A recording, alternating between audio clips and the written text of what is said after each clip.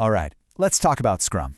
You've probably heard the term thrown around. It powers some of the biggest and most innovative companies out there, but it's also really misunderstood. So today, we're going to peel back the layers and see how it actually works, beyond all the buzzwords. I mean, think about it. This is the big question in just about any industry today, right? The market zigs, customer needs zag, a brilliant new idea pops up overnight. How on earth do teams manage to not just keep up, but actually thrive when everything is in constant motion? Well, for a whole lot of them, the answer is Scrum. But it's so much more than just a trendy word for your resume. It's a very specific, very powerful framework for getting complicated stuff done. So let's dive in and really break it down. Here's how we're going to do it. First, we'll start with the big idea behind it all, the Agile philosophy. Then, we'll get into the nitty-gritty of Scrum itself, the how-to guide. We'll meet the players and look at their plan, get into the rhythm of the work cycle, and finally, we'll talk about the payoff, the good, the bad, and the agile. Okay, first things first. Before we can even begin to understand Scrum, we have to get our heads around the foundation it's built on, and that foundation is called Agile. And I want you to think of it less like a strict set of rules and more like a mindset, a different way of looking at work. So what is Agile, really? At its heart, it's about one simple, powerful admission. You don't know everything at the start of a project. And that's okay. It's a commitment to figuring things out as you go, through teamwork, and this is the big one, being ready and willing to respond to change instead of fighting it. And this, right here, this is the core of the Agile revolution. It was a massive shift in what we value. Now look, it's not saying that things like processes and plans are bad or useless. Of course not.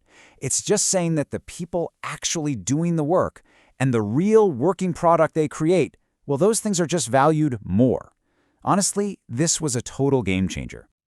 Okay, so if Agile is the why, the philosophy, then how do you actually do it? How do you put that mindset into practice day to day? Well, that's exactly where Scrum comes in.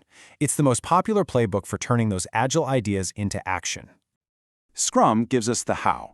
It's this lightweight framework that has clearly defined roles, meetings, and tools. They call them artifacts. It's all designed to help teams build products piece by piece or incrementally. You could almost call it a structure for creativity. And this whole system is held up by these three pillars. First, transparency. It just means everyone knows what's going on. No secrets. Then there's inspection. You're constantly checking your work against your goals to make sure you're on track. And finally, adaptation. You see a problem, you adjust. You find a better way, you change course. Simple, right? But incredibly powerful. So, who are the people actually on a Scrum team? And what are they all working from? Let's meet the cast of characters and take a look at the documents that guide all their work. First up, we have the product owner. Think of this person as the visionary, the voice of the customer and the business, all rolled into one. Their main job is to make sure the team is always working on the most valuable thing possible. They own the what. What are we building? Next, the Scrum Master. Now, this is not your typical manager. Not at all. They're what's called a servant leader.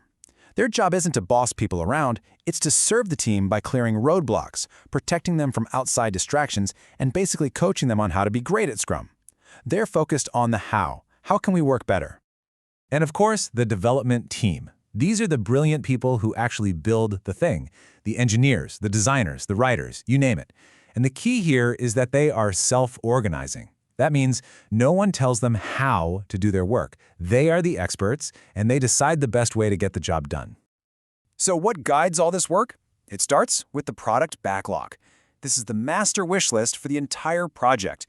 It's the single source of truth for everything that needs to get done, and it's constantly being updated and reprioritized by the product owner, with the most important stuff right at the very top. Now, it's super important to understand the difference between the two backlogs. Think of it like this. The product backlog is the entire menu at a restaurant, every single thing you could possibly order. The sprint backlog, on the other hand, is what you're ordering for dinner tonight. It's the small, focused list of items the team has pulled from the big menu and committed to finishing in this one cycle. And that cycle brings us to the rhythm of Scrum. See, in Scrum, work isn't some long, endless marathon. No, it's broken down into short, consistent bursts of activity called sprints. This is the very heartbeat of the framework. A sprint is what's known as a time box. It's a protected period of time, usually somewhere between 1 and 4 weeks long. And during that time, the team has one goal: to create a finished, usable, and potentially shippable piece of the product. And this creates a really steady, predictable cadence, because as soon as one sprint ends, the very next one begins. And every single sprint follows the same pattern of events. You kick things off with sprint planning, where the team decides what they can deliver. Then, every single day you have a quick 15-minute sync-up called the Daily Scrum. Then, at the very end of the sprint, you have two crucial meetings: the sprint review, where you show off what you built, and the sprint retrospective, where the team talks about what went well, what didn't, and how they can improve for next time. So, we've walked through how it all works in theory. But what's the actual result? Is it worth it? Let's talk about the payoff, both the incredible advantages and, yes, some of the real-world challenges of using Scrum. You know, when Scrum is done right, the benefits are massive. You stop wasting time and money building the wrong thing because you're getting feedback constantly. Everybody can see exactly what's going on, so there's incredible transparency. The whole system is built to welcome change, and because you're syncing up every day, problems get spotted and solved incredibly fast. But, and this is a big but, it is not a silver bullet. Scrum takes real discipline. Without a strong product owner, you can get scope creep, that project that just never, ever ends. It also really relies on having an experienced, committed team. And, maybe most importantly, if a Scrum Master acts like a micromanager instead of a coach, it can absolutely crush a team's spirit. Which kind of leaves us with this final thought. Scrum gives you the rules of the game, a really elegant and powerful structure. But the success, the breakthroughs, the actual magic, that comes from the team playing the game. So the real question is, could this structured framework actually be the secret to unlocking a team's true freedom and agility? What do you think?